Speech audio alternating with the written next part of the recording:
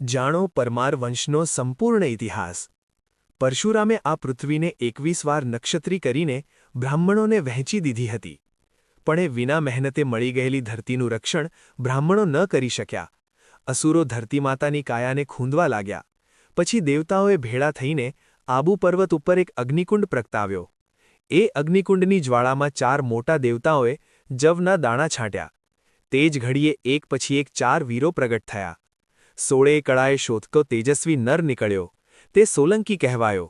ચારે ભુજામાં હથિયાર ધારણ કરીને હાજર થયો, તે ચૌહાણ કહેવાયો। કુંડમાંથી નીકળતા નીકળતા પગમાં પોતાનું ચીર ભરાવાથી જે પડી ગયો તેનું નામ પઢિયાર પડ્યું। એ ત્રણે તો હાથ જોડીને આજ્ઞા માંગતા માંગતા નીકળ્યા, એટલે દેવતાઓ નિરાશ થયા। આખરે અગ્નિના ભડકામાંથી માર માર ની ત્રાળ દેતો જે બહાર આવ્યો, આવીને પર કહેતા રાક્ષસને જેણે સંહાર્યો તે પરમાર નામે ઓળખાયો। આબુ, ઉજ્જૈણી અને ચિત્તોડ ઉપર એના વંશની આણ વર્તી ગઈ। ચિત્તોડગઢના તોરણ બાંધનાર આ પરમાર વંશનો જ એક પુરુષ હતો। એ વંશનો એક વેલો સિંધના રણવગડામાં પણ ઉતરી આવ્યો। એ વેલો ચલાવનાર મૂળ પુરુષ સોઢાજી। સોઢા પરમારોના હાથનો ઉમરકોટ તાલુકો એક વખત એની પડતી દશામાં છૂટી ગયો ને નગર પારકરનો નાનો તાલુકો રહ્યો। ત્યાંનું બેસણું પણ ગયું ને થરપારકર રહ્યું। થરપારકરનું રાજ એટલે તો રેતીના રણનું રાજ। રાજધણીને રિદ્ધિસિદ્ધિમાં ઢોર સિવાય બીજું કાંઈ ન હોય। માલધારી રાજા પોતાનો માલ ચારીને ગુજારો કરતા, નેસડામાં રહીને રાજમહેલની મજા લેતા, રોટલો અને દૂધ આરોગીને અમૃતના ઓડકાર ખાતા, રૈયતની સાથોસાથ રહીને તેની જીવ સાટે રક્ષા કરતા।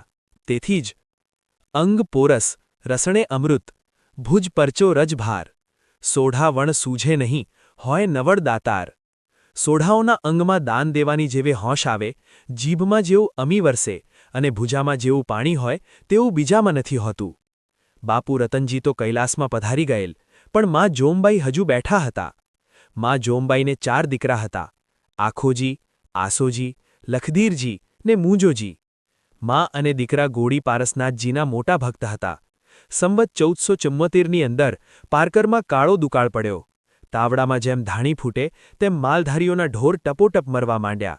2000 સોઢાઓ પોતાના ઢોર લઈને દુકાળ વરતવા સોરઠમાં ચાલી નીકળવા જ્યારે તૈયાર થયા, ત્યારે ચારેય ભાઈઓને ચિંતા થઈ કે પારકા મુલકમાં આપણી વસ્તીની રક્ષા કોણ કરશે। માટે આખોજી બોલ્યા કે ભાઈ લખધીર, તું ને મૂંજોજી સાથે જા, હું ને આસો અહીં રહેશું। લખધીરજી અને મૂંજોજી પોતપોતાની હાંસલી ઘોડી ઉપર પલાણીને તૈયાર ઊભા, ત્યારે માં જોમબાઈ બોલ્યા કે બાપ, આપણી વસ્તીને પરદેશમાં માં ક્યાંથી મળશે, માટે હુંય સાથે ચાલીશ।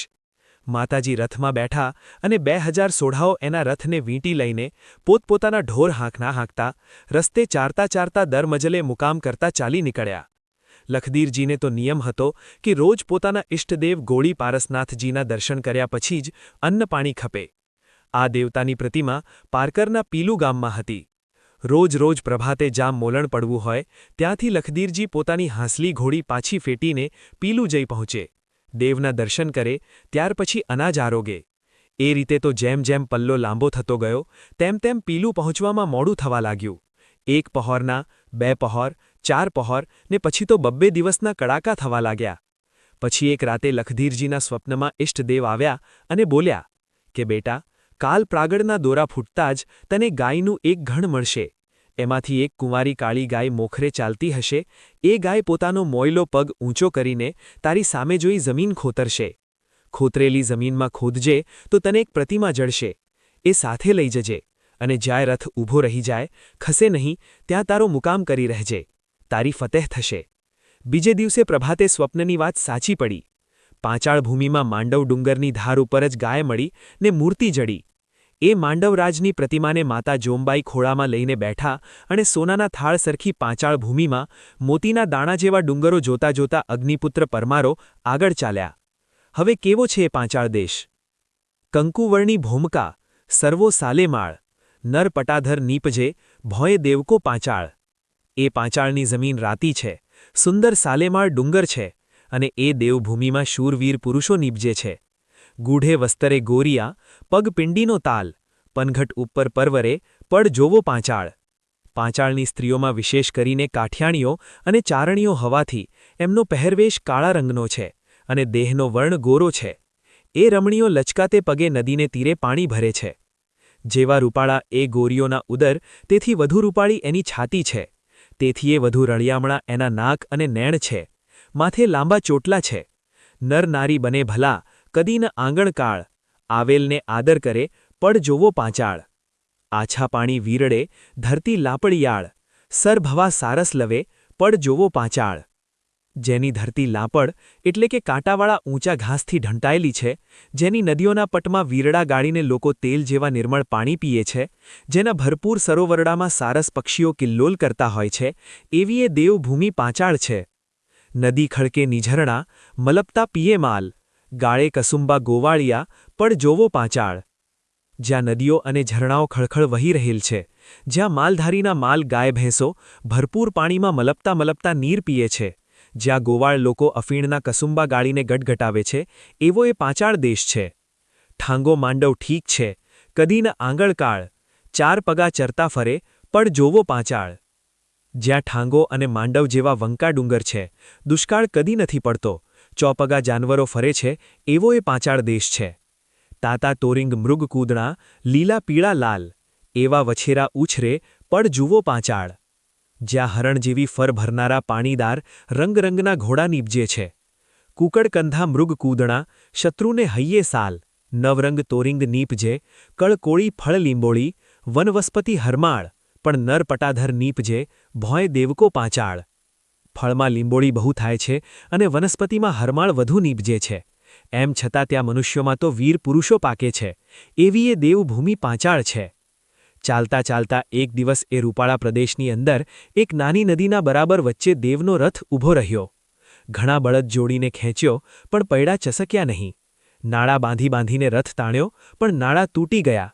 લખદીરજીએ પોતાની પાઘડીનો છેડો ગળે વીંટી પ્રતિમાની સામે હાથ જોડી કહ્યું કે હે ઠાકર, તે દિવસ સ્વપ્નમાં તમે મને કહેલું યાદ છે કે જ્યાં રથ થંભે ત્યાં મારે ગામ બાંધીને રહેવું. પણ આ નદીને અધગાળે કાંઈ ગામ બંધાશે? સામે કાંઠે પધારો તો ત્યાં જ આપની સ્થાપના કરું. એટલું બોલીને પોતે જરા પૈડાને હાથ દીધો, ત્યાં તો આરસપાણની ભોંય હોય તેમ રથ રડવા લાગ્યો. સામે કાંઠે જઈ ઉચાળા છોડ્યા, નાના ઝૂંપડા ઊભા કરી દીધા અને ચોપાસના નિર્જન મુલક ઉપર પરમારોની સિંધી ગાયો, ભેંસો, બકરા, ઘેટા અને ઊંટ બધા પોતાને ગળે બાંધેલી ટોકરીનો રણકાર ગજવતા લહેરથી ચરવા લાગ્યા. જે નેરામાં રથ થંભી ગયો હતો એ અત્યારે પણ દાંતોડિયું એ નામથી ઓળખાય છે. પારકી ભૂમિમાં ધણીની રજા વિના કેમ રહેવાય? પરમારનો દીકરો અને વળી પ્રભુનો સેવક લખદીરજી તપાસ કરવા માંડ્યા. ખબર પડી કે વઢવાણના રાજા વિસળદેવ વાઘેલાનો એ મુલક છે. નાનાભાઈ મૂજાજીને હાથમાં આખી વસ્તીને ભળાવી લખદીરજી વઢવાણ આવ્યા. દરબારગઢની ડેલીએ બેઠા વિસળદેવ ચોપાટ રમે છે. ત્યાં જ જઈને પરમારે ઘોડીએથી ઉતરી ઘોડીના પગમાં લોઢાની તાળાબંધ નેવળ નાખી બગલમાં લગામ પરોવીને વાઘેલા રાજાને રામ રામ કર્યા. કદાવર શરીર, પાણીદાર છતાં ભક્તિભાવ ભીની બાઈ મોટી આંખો અને હજુ તો ગઈકાલે જ આબુના અગ્નિકુંડમાંથી માર કરતો પ્રગટ થયો હોય એવો દૈત્યાયી ચહેરો. જોતા તો એક જુગની જૂની ઓળખાણ હોય તેમ તે પરમારપુત્ર વિસળદેવજીના હૈયામાં વસી ગયો. મહેમાન ક્યાં રહે છે, કેમ આવેલ છે, નામ શું છે, એવું પૂછ્યા વિના પાધરો રાજાએ સવાલ કર્યો કે ચોપાટ રમશો? જેવી મરજી. ઘોડી બાંધી દો? ના રાજ, ઘોડી મારી દેવાઈ છે, બીજે નહીં બંધાય. એક તરણુએ મોંમાં નહીં લે. હું બેસીશ ત્યાં સુધી ઊભી જ રહેશે. હાંસલીએ પણ જાણે વાતચીત સમજી હોય તેણે એક કાનસુરી માંડીને હણહણાટી દીધી. વિસળદેવજીના હૈયામાં વધુ પ્રેમ પુરાયો અને ચોપાટ ખેલવામાં લખદીરજીનો સાધેલ હાથ જોઈને તો વિસળદેવજી પૂરો મોહ પામી ગયા. સાંજ પડી એટલે વિસળદેવે ઓળખાણ પૂછી લખદીરજીએ બધી વાત કહી સંભળાવી કે દુકાળ વરતવા વસ્તીને લઈને પારકરથી આવ્યો છું, રજા આપો તો માલ ચારીએ. વિસળદેવ બોલ્યા કે એ ભવ તો ઉજ્જળ પડી છે, તમે પચાવી પડ્યા હોત તો પણ બની શકત, પણ તમે નીતિ ન તજી, તેથી હું એ આખી ધરતી તમને સોંપું છું. સુખથી ગામ બાંધો, પણ ઊભા રહો, એક શરત છે, રોજે રોજ અહીં ચોપાટ રમવા આવવું પડશે. લખદીરજીએ શરત કબૂલ કરી હાંસલીના મોયલા પગમાંથી નેવળ છોડી રાંગવાળી પોતાના પડાવ તરફ ચડી ગયા. ડાયરો જોઈ રહ્યો. વાહ રજપૂત, કંઈ વકો રજપૂત છે, રજપૂતાઈ આંટો લઈ ગઈ છે. ડાયરાની આંખમાં એ વેણ બોલતી વખતે લાલ લોહી ભર્યું હતું, પેટમાં પાપ ઉગ્યું હતું. એક દિવસ સાંજે લખદીરજી વઢવાણથી ચોપાટે રમીને પડાવ ઉપર પાછા ફર્યા ત્યારે મૂજાજીએ એને વાત કહી કે ભાઈ, આજ તો હું પૂજા કરતો હતો ત્યારે માંડવરાજ 2 વાર મારી સામે જોઈને હસ્યા છે. ચતુર લખધીરજીએ વાત રોળી ટોળી નાખી, પણ અંતરમાં એને ફાળ પડી ગઈ કે નક્કી મૂજાજીને માથે ભાર છે, તે વગર પ્રતિમા હસે નહીં. માડી, સાંભળ્યું કે? શું છે? છોડી, આ ઓલ્યો રજપૂત રોજ મારા બાપુ પાસે ચોપાટે રમવા આવે છે, એની ખબર છે ને? હા, એ રોયો આવે છે ત્યારથી દરબારે ઓરડે આવવાનું ઓછું કરી નાખ્યું છે. કોણ જાણે શું કામણ કરી મેલ્યું છે એ બોથડ સોઢાએ. માં, તમે બહુ ભોળા છો. સાચી વાત કહું, એ રજપૂત આવ્યો છે સિંધમાંથી. એને એક જીવાન બહેન છે. મારા બાપુને વિવાહ કરવા છે એટલે આ રજપૂતને જમીન કાઢી આપી છે ને રોજ અહીં ચોપાટ રમવા બોલાવે છે. પોતે પણ ત્યાં આવે જાય છે. ઠાકુર વિસળદેવના ઠકરાણી અને એની વડારણ વચ્ચે એક દિવસ આવી વાત થઈ. લખધીરજીની લાગવગ વિસળદેવજી ઉપર એટલી બધી જામી ગયેલી કે એના વિના ખાવું ન ભાવે. આ રાજપ્રીતિ વઢવાણના દરબાર